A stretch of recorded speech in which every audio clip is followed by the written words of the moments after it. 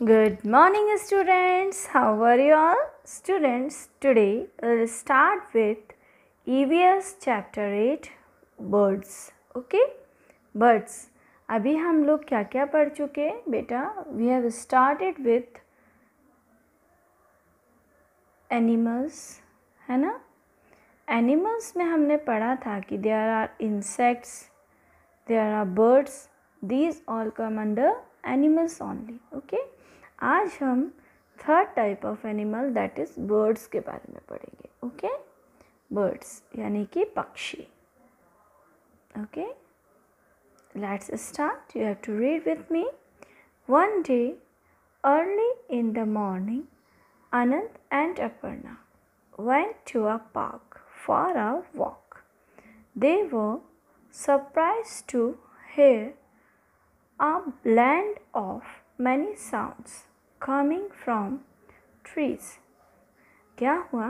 दो sister and brother थे, आनंद and Aparna. Brother sister थे और वो कहाँ गए? पार्क में मॉर्निंग में. ओके, वॉक करने के लिए. वहाँ पर उन्हें बहुत सारे साउंड एक साथ सुनाई दिए. Some were sweet and some were harsh. अब कुछ तो आवाज़ें बहुत अच्छी थी, मीठी मीठी मीठी मीठी, और कुछ बहुत गंदी ऐसी थी. Some soon they realized that these sounds were being made by different birds. अब उन्हें जल्दी एक बात समझ में आई कि सारे साउंड्स किसके थे? अलग अलग तरह के बर्ड्स के. बर्ड्स, इस तरह के birds. Some birds like cuckoo यानी कि कोयल and मैना were make very soft musical sounds. अब कुछ वर्ड्स जैसे कि कोयल या मैना वो कैसे आवाज़ बनाते हैं? बिल्कुल सॉफ्ट और musical. Some words like crow make very harsh sounds. और ये क्रो यानी कि कौवा.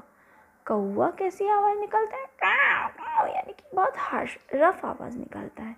Birds like eagle make shrill sound. Shrill यानी कि तीखी, ची ऐसी बिल्कुल चीरती हुई आवाज़ बनाते हैं. Name a few words which you can see around your home. अब कुछ ऐसे वर्ड्स के नाम सोचो जो हमारे घर के आसपास, जैसे कि स्पैरो, क्रो, पिजियन, पिकॉक, हैन. इसके अलावा भी अगर कोई बर्ड आपके घर के आसपास है तो आप उसका नेम यहाँ लिख सकते हैं. Birds look different from each other. अब फर्स्ट थिंग तो इस पिक्चर को देखते हैं. बर्ड्स के 4 मेन पार्ट्स. बीक यानी कि उनकी चोंच, टेल उनकी पूंछ, फेदर्स जो उनकी पूरी बॉडी पे होते हैं. फेदर्स ये नहीं होते, फेदर्स जो उनकी पूरी बॉडी पे जो पर होते हैं उनको कहते हैं. विंग्स उनके उड़ने वाले पर, ओके, जिनसे वो उड़ते हैं. Okay, so birds look different from each other but they have some similarities. अब वैसे तो सब birds अपने आप में अलग अलग होते हैं, अलग अलग हम देखते भी हैं, but they have some similarities. वो हमने यहाँ देखा 4 similarities. एक तो बीक होती है उनके पास, एक टेल, feathers यानी कि उनकी पूरी बॉडी पर पंख होते हैं, एंड विंग्स यानी कि उनके पास उड़ने के पर होते हैं. All birds have 2 legs and a pair of wings. यानी कि उनके पास 2 legs होते हैं, 2 wings होते हैं, है ना. आप पेयर यानी कि 2 wings, 2 wings, एक इस साइड एक इस side. They have a beak to eat their food. और वो खाना किससे खाते हैं? बीक यानी कि चोंच. ठीक है, बीक यानी कि चोंच, चोंच से खाते हैं. They breathe through holes on the both sides of their beak. ये हम पहले भी एक चैप्टर में पढ़ चुके हैं. इनकी बीक के पास जो इस तरह के होल होते हैं उनसे वो सांस लेते हैं. Their body is covered with feathers. और उनकी पूरी बॉडी इस तरह के पंखों से ढकी होती है. The small feathers keep their body warm. ये छोटे छोटे feathers क्यों होते हैं? ताकि सर्दियों में उनको ठंड ना लगे, वो गर्मी पा सकें. The long feathers on their wings and tails help them to fly. और जो बड़े बड़े पंख होते हैं इस तरह के, वो क्या हेल्प करते हैं उनकी उड़ने में, है ना. Some birds have feathers of only one colour. अब कुछ वर्ड्स ऐसे होते हैं जिनके फेदर्स कैसे होते हैं, सिर्फ एक सिंगल कलर के। वाइल जैसे कि क्रो, क्रो कैसा होता है, पूरा ब्लैक, उसके फेदर्स भी पूरे black. While some have very colourful feathers, पर कुछ के फेदर्स बहुत कलरफुल होते हैं, जैसे कि स्पैरेट के देखिए, पिकॉक के देखिए।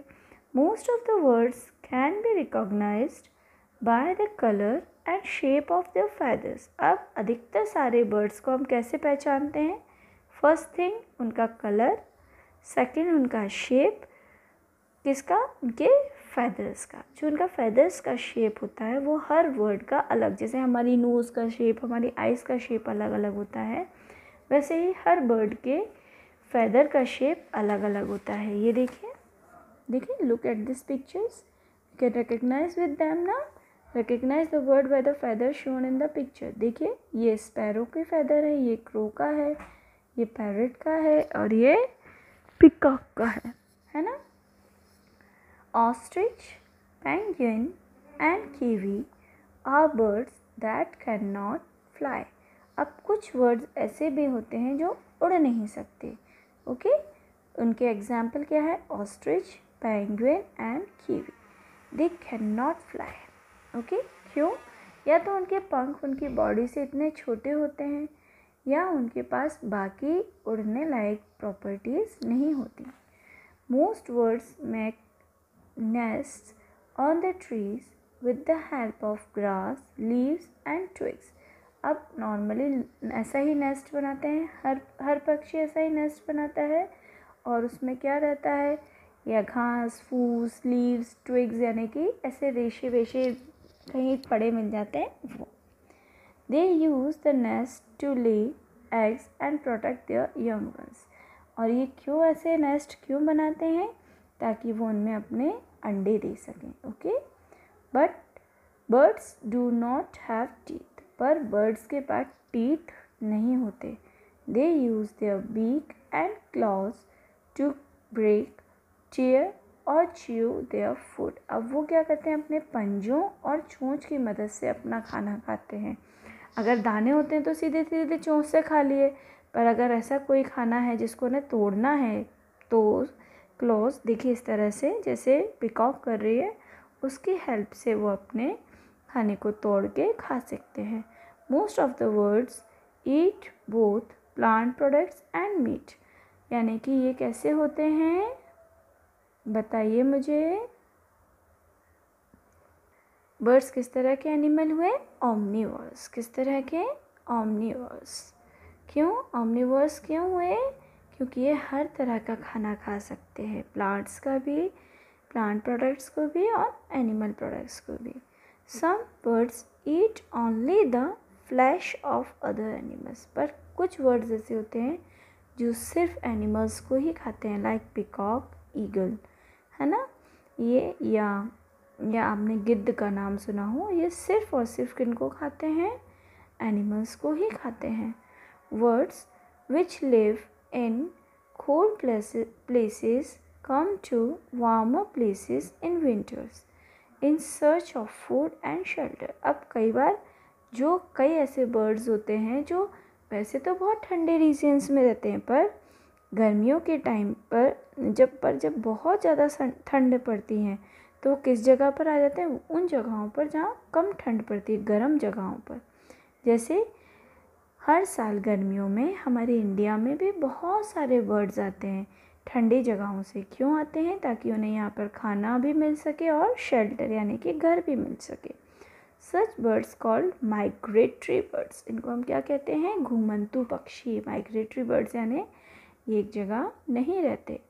दे go back to their original home after the winter is over. और जब विंटर सीज़न ख़त्म होकर समर सीज़न आने वाला होता है तो ये वापस अपने घर चले जाते हैं। स्टूडेंट्स, हमारा चैप्टर तो बहुत छोटा सा था, यहाँ पर फिनिश भी हो गया। Tomorrow we will do its questions. Okay, bye bye.